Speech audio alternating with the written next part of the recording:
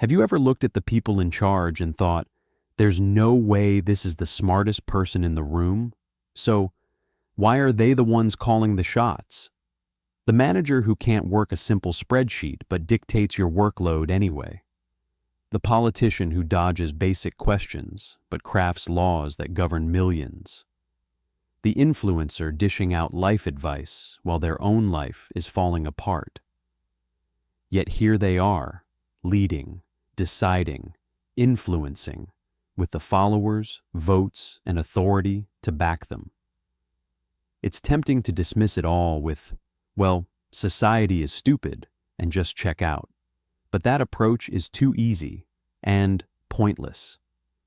Like it or not, we live in a world where power often falls into the hands of people who seem completely unqualified.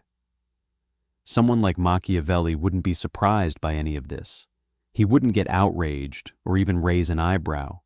He'd simply say, "That's how the game works." And that's what this really boils down to. Not whining about fools in power, but figuring out how not to get blindsided by the way things are, and maybe even leveraging it to your own advantage without becoming one of them. Here's an uncomfortable truth to start with.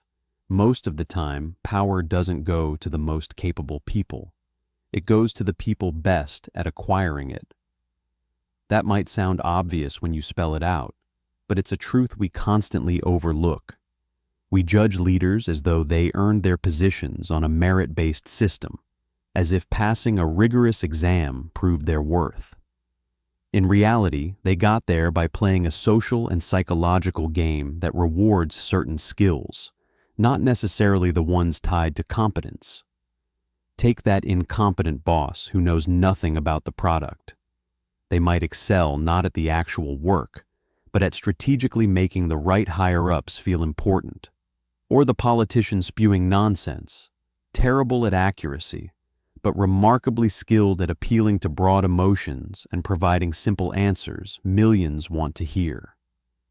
Even the shallow influencer spouting empty cliches, bad at depth, yet outstanding at packaging themselves in a way that catches your attention over and over again. This is classic Machiavelli. Power doesn't care if you're good at what you do. It cares if you're good at obtaining and holding on to power. And here's where we trip ourselves up. We expect power to align with virtue. But reality doesn't work that way. What it rewards is something entirely different: perception, confidence, and usefulness to the people already in power. So why does society keep elevating people who seem unqualified? Let's break it down into practical terms instead of abstract theory. First, humans have a strong attraction to certainty. Picture two hypothetical leaders. One says, "I have a simple solution. Trust me, follow me, and everything will improve. Here's the problem. Here's how we'll fix it." The other says, "It's complicated." There are downsides to every decision. Here are three potential strategies. We'll need time and trials to find what works. Who gets more support? The first one wins almost every time. Not the careful thinker with nuance and trade-offs, but the one who delivers bold certainty, even if it's oversimplified nonsense. Machiavelli hit this point hard. A leader must appear decisive and confident, even when they're not, because people judge appearances more than reality. They trust certainty over truth. And in games of power, self-assured fools will often outshine intelligent, yet self-questioning individuals. Second, comfort beats truth for most people. Think about emotional appeals. You're right. You're the victim. The problem is them. You deserve more. I'll fix it for you. That's like emotional sugar. It's sweet and satisfying in the moment. On the flip side, being told, "You contributed to this situation. You need to change your behavior or take responsibility." The solution won't be quick or easy, is emotional vegetables. Nutritious, but not very appealing. And let's face it, very few people voluntarily sign up for vegetables. Those emotional sugar-coated promises, leaders blaming external enemies, painting easy paths forward, win votes, likes, promotions, loyalty. Meanwhile, telling hard truths tends to get you ignored or pushed aside. Third, systems reward those who serve them, not those who serve truth. A corporation promotes someone who gets results without rocking the boat or making higher-ups uncomfortable, not someone who critiques its flaws honestly. Political systems don't favor the most rational candidate. They catapult forward those who can endure fundraising fights, survive media scrutiny, navigate tribal loyalties, and play into public drama. Even in your everyday friend group, influence isn't necessarily tied to wisdom. It's more likely given to the person who hosts gatherings, makes plans happen, introduces people, and acts as the glue in social situations. Understanding all this isn't an excuse to become cynical or disengaged. Systems often revolve around one core question. Can you keep this machine moving in the direction that's already comfortable? When it comes to power, those at the top often excel at one thing, maintaining the status quo without derailing it, while loudly acting like they're in control. This might sound pessimistic, leading to thoughts like, the world is hopeless and power is a joke. But that's not the conclusion here. Instead, it's about accepting reality. Stop hoping for fairness. Learn the rules of the game as they actually exist, not as you wish they did. Then choose how you want to play. Let's turn this perspective into actions. You're probably not here just to lament the flaws of people in power or institutions. Maybe you've noticed these dynamics at work, in politics, or even within your family. The real question is, how do you navigate this system? How do you get ahead without sacrificing your integrity or becoming a hollow version of yourself? Start with the environment where you operate most, work. Most people have encountered a situation where their boss is less skilled than them, leading to frustration. You might think, why does this person make decisions about my career when I could easily outdo them? While that could be true, dwelling on it doesn't change the fact that systems often reward behavior that's not tied directly to competence. You need to ask yourself a tough question. What is truly valued in my workplace? Is it pure skill, loyalty, visibility and loudness, taking credit and deflecting blame, political alliances with certain individuals? The answer might not be what you hope for, but recognizing it is key.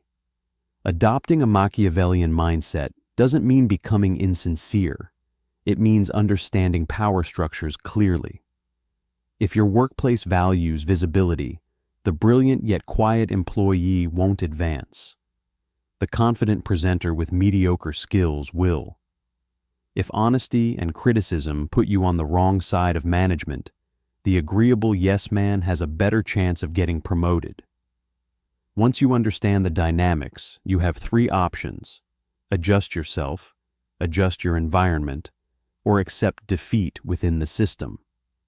Changing yourself doesn't mean abandoning your principles or mirroring idiocy. It means honing skills that are commonly rewarded, but using them ethically. For example, if you're excellent at your job but invisible to leadership, start making your contributions known. Document achievements clearly. Send concise updates to your supervisor. Speak confidently during meetings, even if you don't yet master public speaking. You're not being manipulative. You're ensuring people recognize your worth. Another adjustment could involve rethinking your honesty. If you're blunt to the point of making others defensive, it may lead to being labeled as difficult, while someone who sugarcoats their words advances effortlessly.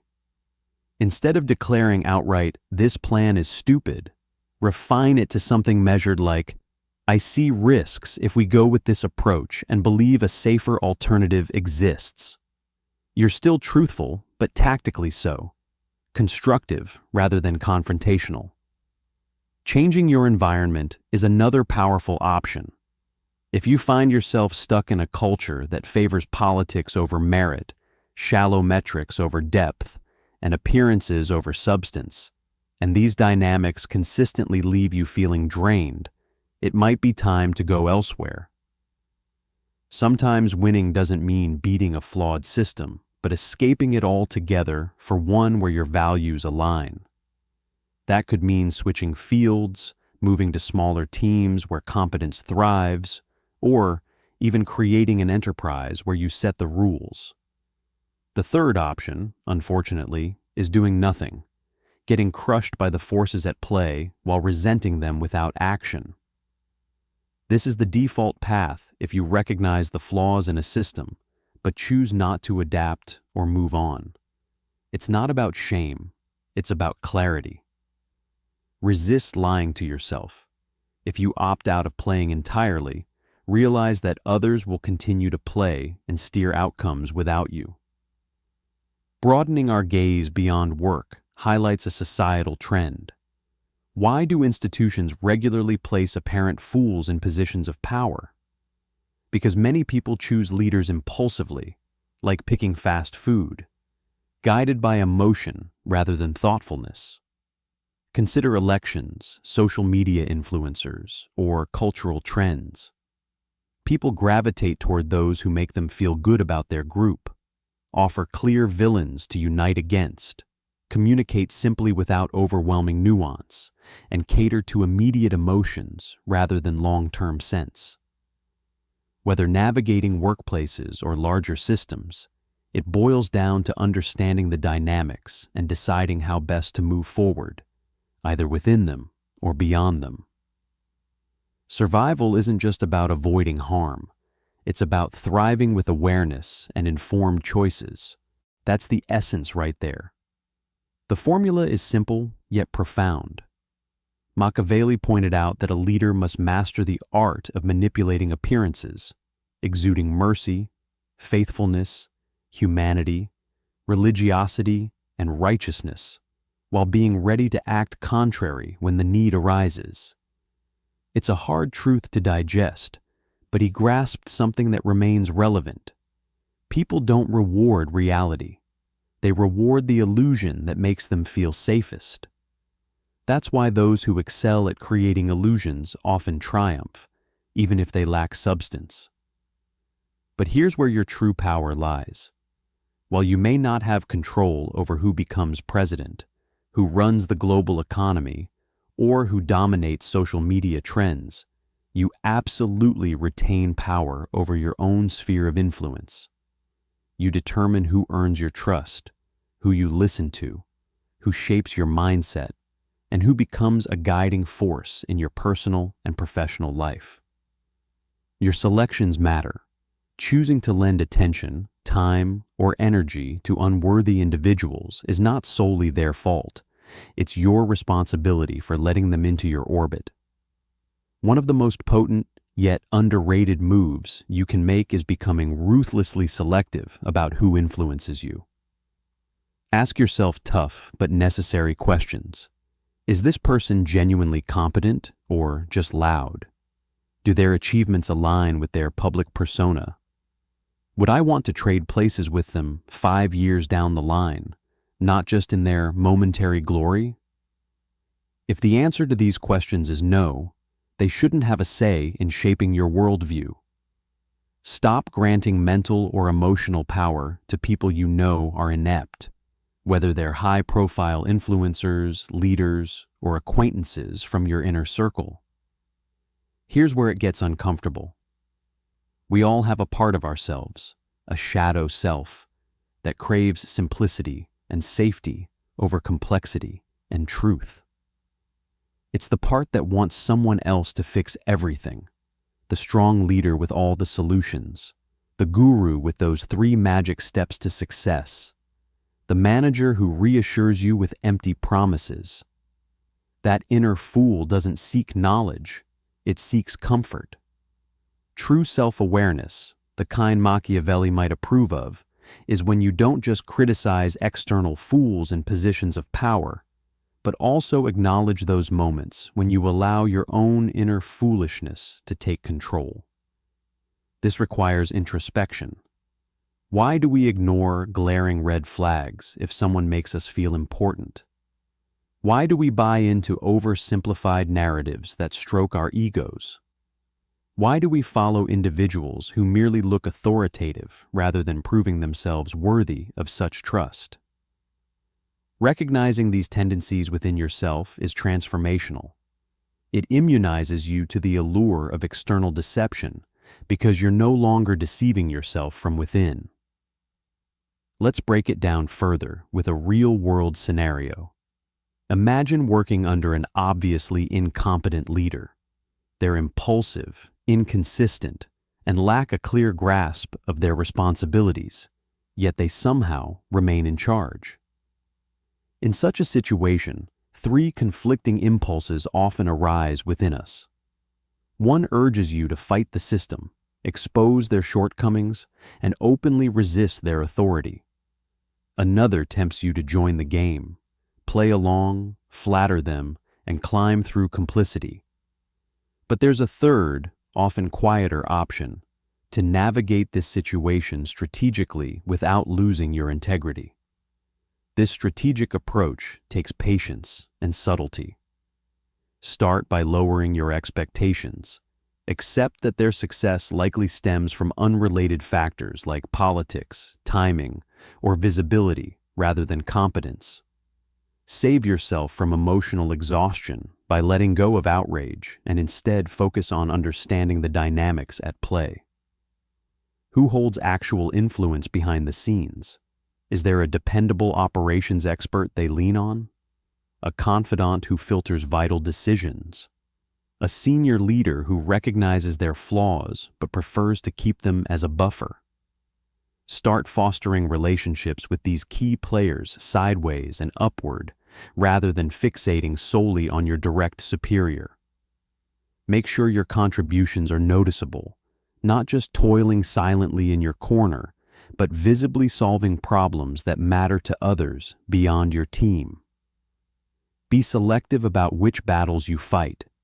Letting minor issues slide will lend more weight when you decide to address significant concerns. Secure yourself by documenting decisions, instructions, and outcomes. When their missteps inevitably backfire, clear records will protect you from being wrongly blamed. This approach isn't glamorous or satisfying in the Hollywood sense. It's calculated and unglamorous, but effective in navigating and thriving within unfair systems. It's about playing smarter without degrading yourself in the process. But this raises an important question. How do you gain influence or power yourself without becoming one of these so-called idiots? Machiavelli wouldn't advise you to simply be a good person and hope for the best. Instead, he'd urge you to embody both the lion and the fox, powerful enough to take action and shrewd enough to recognize traps. For you, this could mean intentionally refining your image, even if it seems trivial or superficial.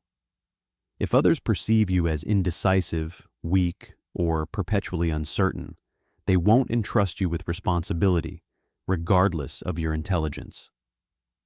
To counter this, you might practice speaking with clarity and brevity, learning to convey your points without over-explaining. Machiavelli is often misinterpreted as an advocate for boundless deceit and betrayal. However, his philosophy is more nuanced. He suggests that leaders must sometimes act immorally to preserve their positions or achieve necessary outcomes. That doesn't mean you must become ruthless. You retain the agency to set your own limits. You can choose to use strategy, manage your image, and be politically aware without compromising core values. For example, you might avoid fabrications that would shatter the trust of others, or resist feigning competence in ways that could endanger those around you. Striking a balance between Machiavellian realism and a firm internal moral code is rare, but immensely effective. This balance makes you powerful in a constructive way. Here's the truth. When you combine real skill, emotional composure, and an understanding of why power attracts fools, you position yourself in an entirely different league. You're not the naive idealist who crumbles under pressure, nor are you the blustering fool who eventually collapses under their own weight. You're the quiet strategist who can navigate both worlds effectively. Of course, you'll still witness incompetence in leadership and poor decisions being made. There will be occasions where less qualified but more aggressive individuals win against you. That's the reality of the world. But instead of being disheartened or blindsided by it, you'll recognize the patterns and be better equipped to respond. Now, think about a specific area in your life where this dynamic hits hardest. Maybe it's at work, within your industry, in local politics, a social group, or even your extended family. Consider this. Why do the least capable individuals consistently end up in charge? With that in mind, ask yourself these 3 questions. 1. What qualities are actually being rewarded in that space? Appearance or merit? Loyalty or capability? Chaos or consistency? 2.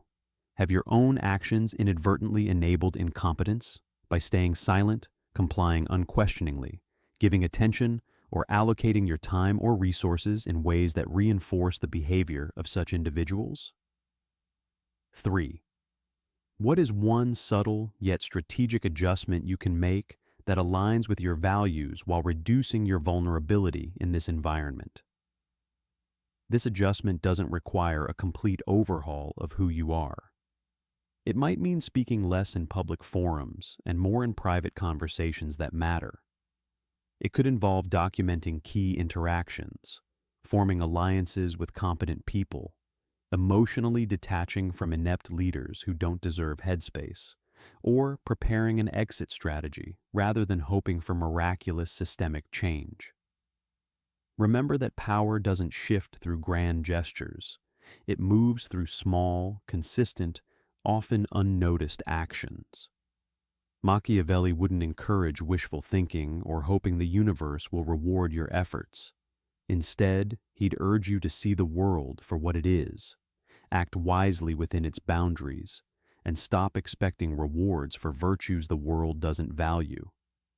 If you're frustrated because you're intelligent, hardworking, and conscientious, yet surrounded by inept individuals in positions of power, you're not imagining things.